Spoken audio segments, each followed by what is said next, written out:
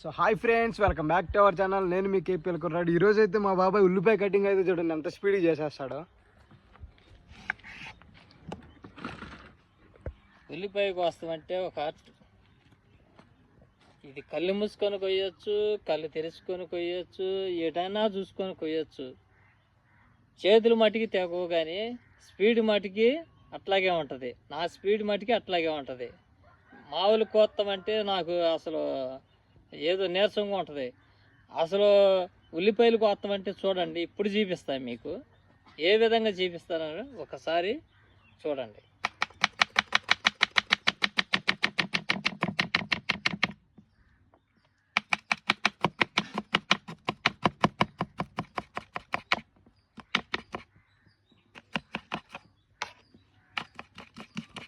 అయిపోయింది.